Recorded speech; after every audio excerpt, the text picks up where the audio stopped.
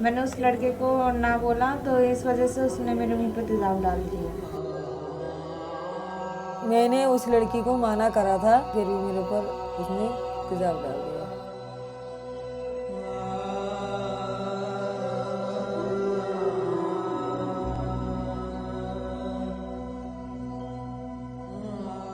एक ना, सिर्फ एक ना थी जिसने जिंदगी को कुछ यूं बदल दिया कि दिल से बस यही आवाज निकलती है, काश उस दर्दनाक पल को वक्त के पन्नों से हटा दिया जाए। काश।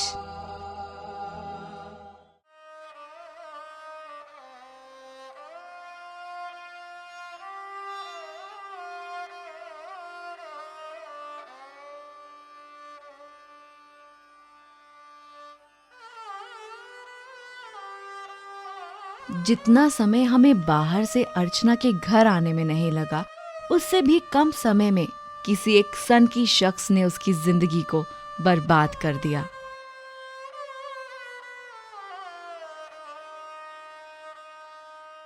ये हादसा मेरे साथ अब से 4 साल पहले हुआ था और मेरा बहुत छोटा सा परिवार है जिसमें हम सिर्फ 4 मेंबर हैं। मेरे मम्मी पापा और एक मेरा छोटा भाई है। मेरी मम्मी की तबीयत ख़राब थी तो मैं गांव से बाहर गई थी। तो 3 महीने के बाद जब मैं गांव वापस आती हूँ तो मेरे को आए हुए 2 ही दिन होते हैं और तीसरे दिन मेरे साथ मतलब ये हादसा हो जाता है। तो वो लड़का सामने खड़ा हुआ होता है तेज़ाब लेके और आके मेरे ऊपर ये तेज़ाब डाल देता है। वो देखते हैं तो वो उसने जहर खाया हुआ होता है, तो वो मतलब मरने वाला होता, मर जाता थोड़ी देर बाद।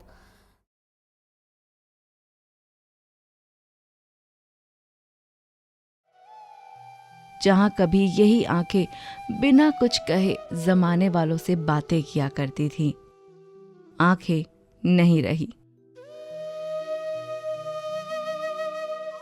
पर उसके जख्म तो आज भी बयां करते हैं एक ऐसे दर्द की दास्तां जो आपकी रूह को कपा दे। मैं दोनों ना आंखों से देख पाती हूँ और चेहरा तो बहुत पूरा खराब भी हो चुका है और आंखों से भी नहीं देख पाती। रोज की तरह मैं जैसे जाती हूँ ऐसे ही उस दिन जा रहे थे होटल के काम के लिए, शाम को 6 से 7 के बीच में। वो मेरा ऑटो वाला भैया नीचे मेरा वेट कर रहे थे। मैं खाने का एक टिफिन और शॉल कपड़े पहन के जैसे जैसे जाती हूँ रूटीन है, मैं वैसे जा रही थी। टाइम एग्जैक्ट मैं बता नहीं सकती, 6 से 7 की टाइम था 19 दिसंबर को। बहुत ठंड का दिन है, मैं बहुत सारा कपड़ा हो रखा, शॉल सिर में रख रखा था। मैं नीचे उतर कर मैं बैठी हूँ 12 नंबर गली में, हरे कृष्ण मंदिर के पास मैं रहती हूँ। उस दिन जा रही हूँ तो ऐसे वो मीना खान और राजू खड़े थे पहले से तेजाब लेके। मैंने बोला तू है क्यों खड़ी है, क्या हुआ? इतना कहने का देर नहीं है, 10 कदम चल के भैया मेरे ऊपर एसिड डाल दिया उसने मेरे ऊपर। पर क्या करे मैं अपना।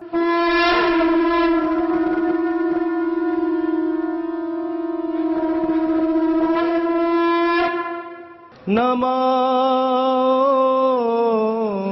विष्णुपदाय। द्वापर में द्रौपदी को बचाने वाले भगवान कृष्ण मौजूद तो उस वक्त भी थे जब अनु की जिंदगी का फैसला हो गया, लेकिन मूक और स्थिर।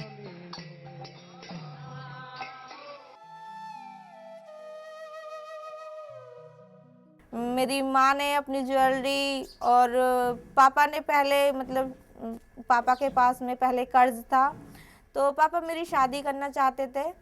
तो उसके लिए हमने ज़मीन भी बेच दी थी कि भाई हमारा ये कर्ज पट जाएगा और मतलब मेरी शादी कर देंगे। मेरे पापा अच्छी शादी करना चाहते थे क्योंकि उनकी एक ही बेटी थी। तो उनके कुछ अरमान, हर माँ बाप के अरमान होते हैं कि भाई हम अपनी लड़की को कुछ अच्छा ही करें।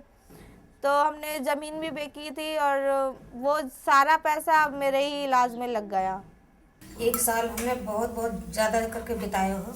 आपस में आना जाना भी बंद कर दिया ऐसा कि कोई हमसे मदद ना मांग ले कुछ। अब हिम्मत तो बांधनी पड़ती है जब ऐसा हो जाता है, तो हिम्मत तो अपने आप बन जाती है जब सरकार जो अपने आप शरीर, जब बच्ची को इतना परेशानी है गई, अब देख देख के भी हिम्मत आ जाती है। मरो तो जाता नहीं है कोई अपने आप से, जब भगवान से आती है जब भी कोई मरता है। दरों दीवारों पर चस्पे तमाम भगवानों की रहमत के बावजूद अर्चना का इलाज पूरा हो पाएगा या नहीं, नहीं पता। पिता इस हादसे के बाद से दवाओं पर जिंदा हैं। भाई 10वीं की पढ़ाई छोड़ 7,000 की नौकरी करने को मजबूर है। और माँ को अर्चना बचपन से ही दवा खाते देखती आ रही है। जब ये बात याद भी आता है ना, दिल थम जाती है। मैं क्या बताऊं आपको हर चीज का। अनु के मुंह पर फेंका गया तेजाब आंखों पर इस कदर चोट पहुंचा गया कि आज तलक 8 सर्जरी करवा लेने के बाद भी वो उसे ठीक से रोने तक नहीं देता।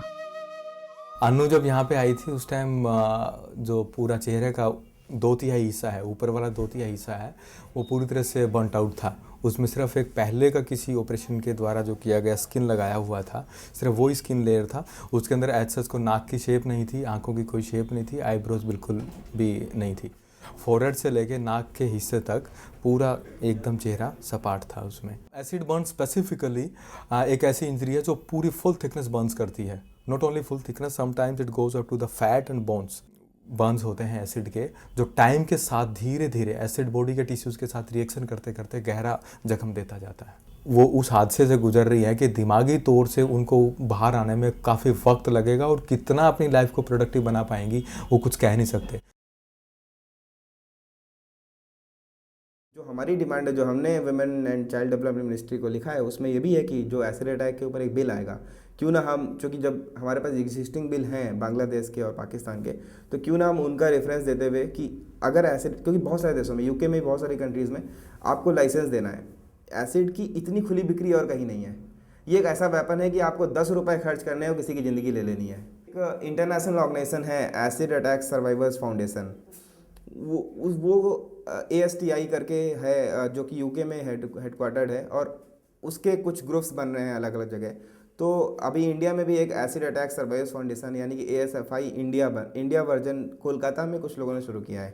तो बहुत जल्दी हम उसे दिल्ली लेके आएंगे, और दिल्ली में एसिड अटैक सर्वाइवर्स के लिए रिहेबिलिटेशन प्लान, उनके लिए जॉब्स, उनके लिए सर्जरी, और बाकी उन्हें कैसे आगे की एक्टिविज्म यानी कि एसिड अटैक के खिलाफ ही उन एसिड अटैक सर्वाइवर्स को लगाना है। इस पे एक पॉलिसी लेवल पे डिस्कशन अभी हुआ है।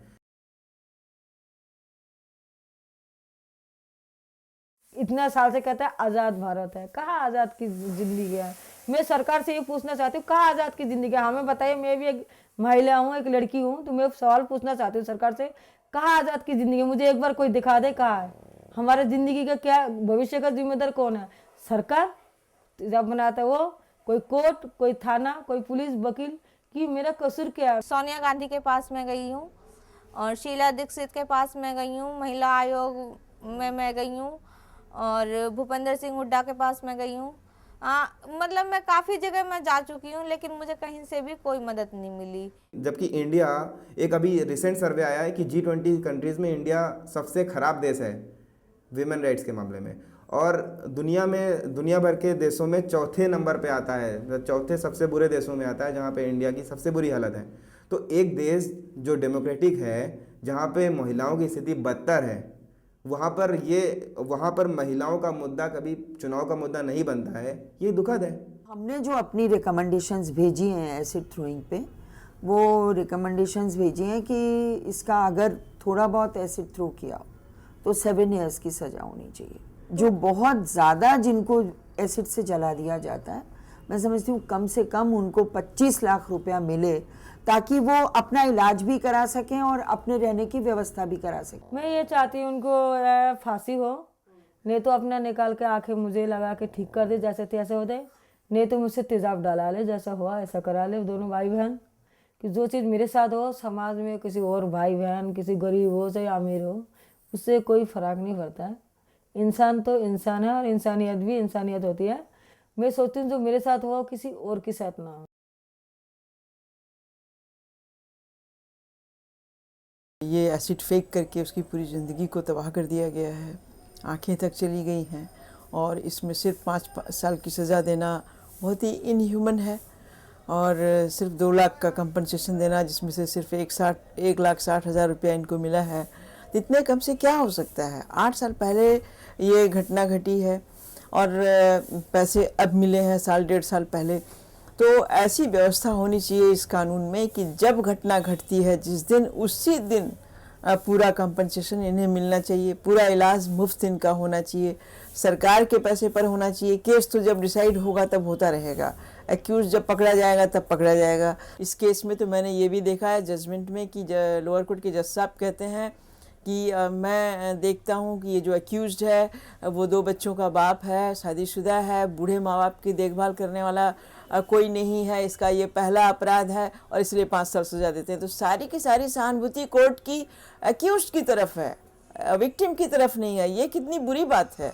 इतनी इनसेंसिटिव होंगी यदि अदालतें, तो फिर कभी भी इन लोगों को न्याय नहीं मिल पाएगा। जुडिशरी को भी इसमें संवेदनशील होना चाहिए महिला के प्रति, क्योंकि उसकी जो हालत हो जाती है महिला की। एक केस मेरे पास आया, उसमें पूरी आधी बॉडी जली हुई, तो कान ख़त्म हो गया, आँख ख़त्म हो गई, पूरा लेफ्ट साइड उसका ख़त्म हो गया।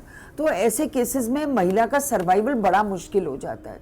तो आखिर हम उस अक्यूज की तो बात कर रहे हैं कि उसके 2 बच्चे हैं और बीवी हैं और बुजुर्ग माँ, उस लड़की का क्या होगा जिसकी ज़िंदगी उसने ज़िंदगी भर के लिए उसको ख़त्म कर दिया। तो अगर हम उस लड़की के बारे में नहीं सोचेंगे और इनकी पैरवी करेंगे तो मैं समझती हूँ कि ऐसे अपराधों में कमी नहीं आएगी। एक तो रेप विक्टिम्स के लिए और एसिड थ्रोइंग विक्टिम्स के लिए। मर्डर का तो सामने है कि मर्डर हो चुका, बात ख़त्म हो गई, लेकिन ये जो 2 केसेस हैं इनमें पुलिस को भी इतनी कड़ी धाराएं लगानी चाहिए, इतने कड़े सेक्शंस लगाने चाहिए कि उनका कन्विक्शन हो ही हो। तो ओवरऑल इनके लिए एक बहुत सक्षम सिस्टम की ज़रूरत है जो इनको हर तरीके से फाइनेंशियली सिक्योर कर पाए। वो फाइनेंशियली सिक्योरिटी भी इनडायरेक्टली इनको साइकोलॉजिकली काफ़ी सिक्योर करेगी। हर ऑपरेशन में depending on the type of operation and कितना बड़ा ऑपरेशन है उसके अकॉर्डिंग इनका खर्चा 40-50 हज़ार से स्टार्ट हो गई। कई बार किसी ऑपरेशन में 1 लाख के करीब 2 लाख के करीब लग जाते हैं। और टोटल जो पीरियड है लंबे ऑपरेशन और ज़्यादा ऑपरेशन जो quantity number of the operations is more, it is a staged surgery, तो ओवरऑल काफ़ी कई लाख में खर्चा आता है इनका। मुझे यहाँ पे आके बहुत अच्छा लगता है क्योंकि मेरी पढ़ाई पहले छूट चुकी है अब से 4 साल पहले, क्योंकि जब से ये हादसा मेरे साथ में हुआ है तो मैं 4 साल के बाद घर से पहली बार बाहर जब आई हूँ तो यहाँ डॉक्टर रेड्डी फाउंडेशन में आई हूँ मैं। तो मुझे यहाँ पे आके बहुत अच्छा लगता है। मेरे जो स्कूल टाइम के जो दिन थे वो अब फिर से ताज़ा हो गए हैं। तो मैं सभी बच्चों के साथ में बैठ के लंच करती हूँ, पढ़ाई करती हूँ, तो मुझे बहुत अच्छा लगता है।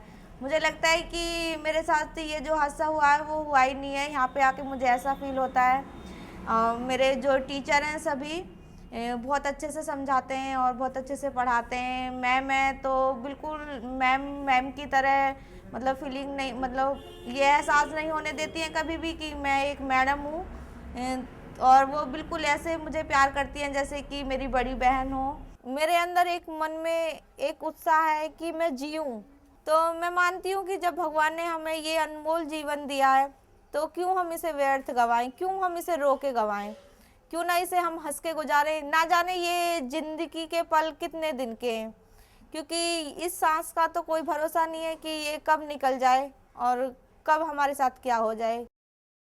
मैं अन्नू को हमेशा ये कहूँगी कि जिस तरह से हम कुछ लोग खड़े हुए हैं, अच्छे लोग हमेशा संख्या में ज़्यादा होते हैं, बुरे लोग कम होते हैं। जो अपराधी हैं इसके, उनकी संख्या फिर भी कम है। जिंदा हमेशा रहो, इसके पास इतना हौसला है, ये इतने अच्छे मन की लड़की है और इतनी सब बातों को समझती है, संवेदनशील है। एक अच्छे दिल के इंसान को जिंदा रहना चाहिए। मैं नहीं कहूंगी अर्चना को पीड़ित, वो उन सभी संघर्षकारी तमाम महिलाओं में से है जो खुद का मुकद्दर खुद से लिखने को बेताब है। तभी तो कंप्यूटर सीख वो अपने भविष्य को सुरक्षित बनाना चाहती है। मैं नहीं कहूंगी अनु को पीड़ित। पटियाला कोर्ट से मुकदमा जीतने के बाद अधूरा इंसाफ मिलने पर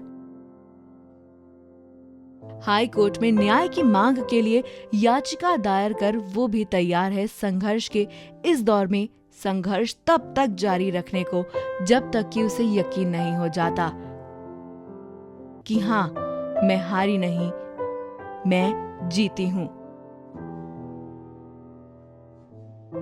जिंदगी भी और अन्याय के खिलाफ अपनी लड़ाई भी।